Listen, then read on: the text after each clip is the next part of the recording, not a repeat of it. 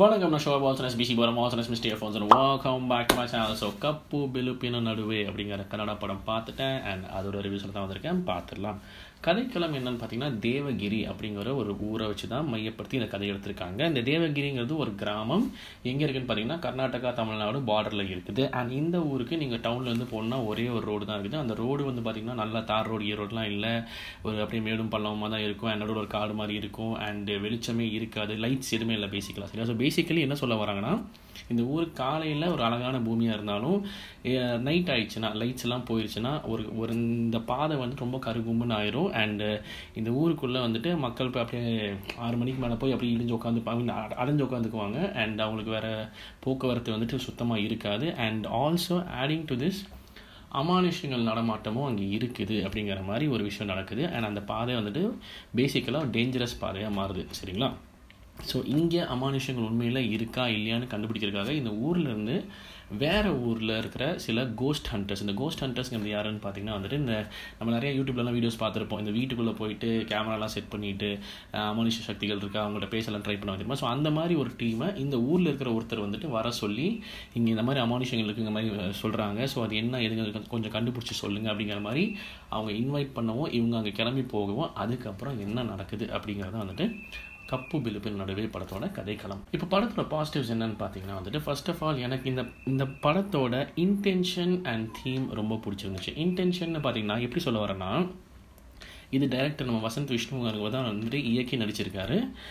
So பேசிக்கலாக என்னென்னா, இந்த ஃபஸ்ட்டு படங்கிறதுனால வந்துட்டு இப்படி வச்சு பீப்புளோட அட்டென்ஷன் கிராப் பண்ணுங்கிறதுக்காக 2 ஃபைட் வச்சு, அப்படி லவ் சீக்வன்சஸாக வச்சு, அப்புறம் ஒரு ஐட்டம் சாங் வச்சு, அந்த மாதிரிலாம் வந்துட்டு பீப்புளோட அட்டென்ஷன் பற்றியெல்லாம் சுத்தமாக யோசிக்காமல் கான்டென்ட்டை மட்டுமே நம்பி எடுத்திருக்காரு. ஸோ அந்த வகையில் படத்தோட இன்டென்ஷன் எதுக்கு எடுத்தோமோ அது வந்துட்டு அது எனக்கு ரொம்ப இம்ப்ரெஸ் பண்ணிச்சுன்னு சொல்லணும். ஸோ ஃபஸ்ட் பாசிட்டிவாக நான் அதை பார்க்குறேன். அண்ட் இந்த இன்டென்ஷன் அது சொல்லும்போது கான்டென்ட் அப்படின்னு நான் ஒரு மென்ஷன் பண்ணேன் இல்லைங்களா. ஸோ அந்த கான்டென்ட்டு பார்த்திங்கன்னா ரொம்ப ரிலேட்டபிள் கான்டென்ட்டாக இருக்குது. ஒரு மாதிரி வந்துட்டு சோஷியல் மீடியா அண்ட் சோஷியல் மீடியாவோட ஆக்சுவல் இம்பேக்ட், ஒரு யங் டீம் வந்து சோஷியல் மீடியாவை ரெஸ்பான்சிபிளாக யூஸ் பண்ணால் அது எந்த அளவுக்கு இம்பேக்ட் க்ரியேட் பண்ண முடியும் அப்படிங்கிற மாதிரி ஒரு தீம் பேஸ் பண்ணி எடுத்தது வந்துட்டு எனக்கு ரொம்பவே இம்ப்ரெசிவாக இருந்துச்சு. ஸோ அந்த இன்டென்ஷனும் சரி, அந்த தீமும் சரி எனக்கு ரொம்ப பிடிச்சிது. ஸோ அது படத்தோட ஃபஸ்ட் பாசிட்டிவாக நான் பார்க்குறேன். செகண்ட் பாசிட்டிவ் பார்த்தீங்கன்னா ஸ்க்ரீன் பிளே.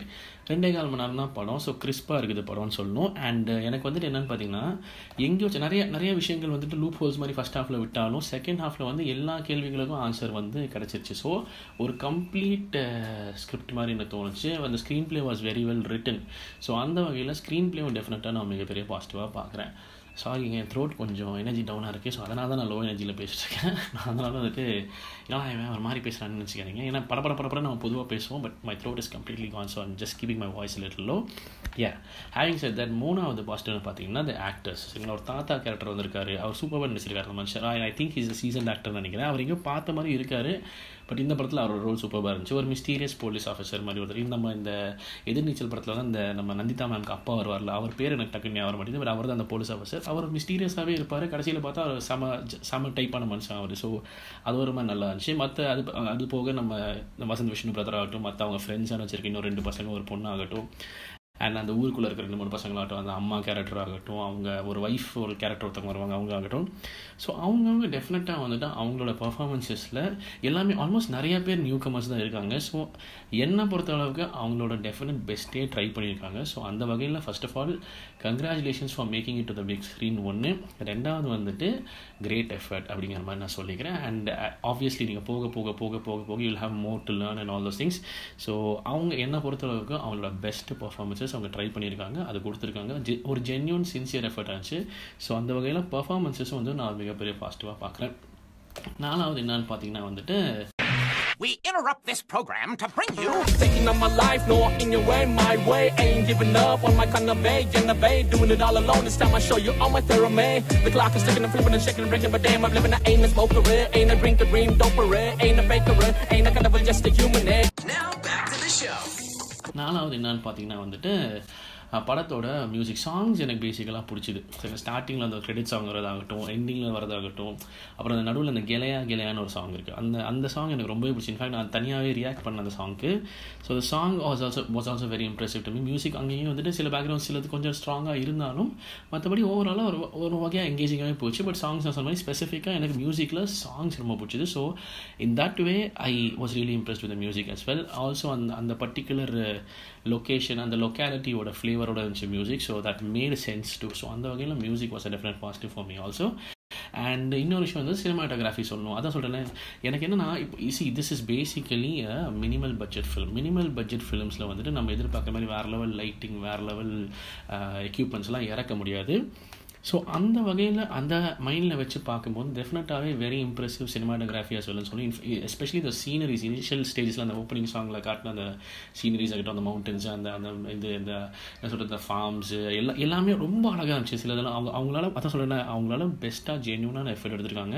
ஸோ அந்த வகையில் சினிமாட்டோகிராஃபி பார்க்குறதுக்கு நல்லா இம்ப்ரெசிவாகவே இருந்துச்சுங்கிற மாதிரி தான் சொல்லுவோம். ஸோ இதெல்லாம் நான் படத்தோட பாசிட்டிவ்ஸாக நான் பார்க்குறேன். படத்தோட நெகட்டிவ்ஸ் அப்படின்னு பார்த்தீங்கன்னா வந்துட்டு I'll be very honest, சரிங்களா. இப்போ நான் வந்துட்டு I'm also aspiring filmmaker and எனக்கு இப்போ ஃபார் எக்ஸாம்பிள் ஒரு இண்டிபெண்டன்ட் சாங்கோட வீடியோ எடுக்கணும்னால அதுக்கு எவ்வளோ செலவாகும், அதுக்கு எவ்வளோ சேலஞ்சஸ் இருக்குங்கிற மாதிரிலாம் தெரியும். ஸோ இந்த மாதிரி நியூ கமர்ஸ், நியூ ஃபில்ம் மேக்கர்ஸ்லாம் வரும்போது அண்ட் பட்ஜெட் கன்ஸ்டன்ஸோடு இருக்குது, நம்மளால் முடிஞ்ச அளவுக்கு பெஸ்ட் பட்ஜெட் கொடுத்து பண்ணுறோம்.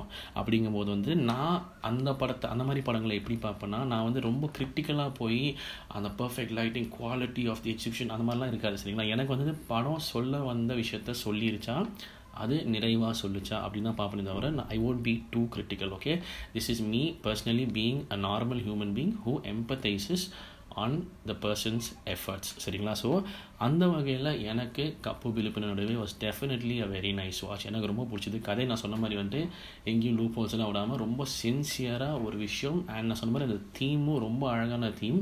ஸோ கான்டென்ட்டை மட்டுமே நம்பி ஃபஸ்ட்டு படத்துலேயே இறங்கி அதை நிறைவாக டெலிவர் பண்ண டீமுக்கு என்னோட வாழ்த்துக்கள் அப்படின்னு சொல்லிட்டு it's definitely a good watch. இது கர்நாடகாவில் இப்போ ஓடிட்டுருக்குது கன்னடா லாங்குவேஜில். ஸோ முடிஞ்ச ஆட்கள் ப்ளீஸ் தயவு செய்து போய் இந்த யங் டீமை நீங்கள் தியேட்டரில் படம் பார்த்து சப்போர்ட் பண்ணுங்கள் அப்படின்னு சொல்லிக்கிறேன். And I also hurt from the sources that இதோட தமிழ் வெர்ஷனும் இருக்குது, பிறை தேடும் இரவில் அப்படின்னு சொல்லிட்டு. அண்ட் அதுவுமே வந்துட்டு கூடிய சீக்கிரம் தமிழ்நாட்டில் ரிலீஸ் பண்ணுறதுக்காக பேசிகிட்டு இருக்காங்க அப்படிங்கிற மாதிரி. ஸோ அது எப்போது இங்கே வருதோ அப்போது இங்கே இருக்கிற ஆட்களும் போய் இந்த யங் டீமை சப்போர்ட் பண்ணி இந்த மாதிரி நியூ கமர்ஸை அவங்க உண்மையிலே கான்டென்ட் ஓரியன்டாக நம்மளுக்கு நல்ல விஷயங்களை சொல்லணும். அதாவது சினிமா வந்துட்டு ஆப்வியஸ்லி இஸ் என்டர்டெயின்மெண்ட், அதெல்லாம் ஓகே. பட் கான்டென்ட் ஓரியன்டாகவும் யோசிக்கிற பீப்புளை நம்ம என்கரேஜ் பண்ண ஆரம்பித்தோன்னா இன்னும் நிறையா கான்டென்ட் ஓரியன்ட் நல்ல ஃபிலிம்ஸ் வர ஆரம்பிக்கும். ஸோ டெஃபினட்டாக எப்போ தமிழ்நாட்டில் வருதோ அப்போது இந்த படத்தை தமிழ்லையும் பார்த்து நீங்களாம் சப்போர்ட் பண்ண அப்படிங்கிற மாதிரி கேட்டுட்டு this is my review for Kappu Bilupina Naduve. And உங்கள் தாட்ஸ் என்ன, நீங்கள் தேர்தலில் பார்த்தீங்களா, பார்த்த ஆட்கள் என்ன ஃபீல் பண்ணுவீங்க மறக்காமல் கமெண்ட் செக்ஷனில் சொல்லி இந்த வீடியோ முடிச்சுக்கிறேன். பார்த்த நன்றி. And I'm sorry for the throat again. I don't want to strain it. So I wish you understand. And தொடர்ந்து சப்போர்ட் பண்ணுங்கள். கூடிய சீக்கிரம் நடத்துக்கலாம் சந்திக்கலாம். மறக்காமல் பண்ணிடுங்க. Okay, thank you so much for வாட்சிங். நான் so I'm signing off. Take care and piece.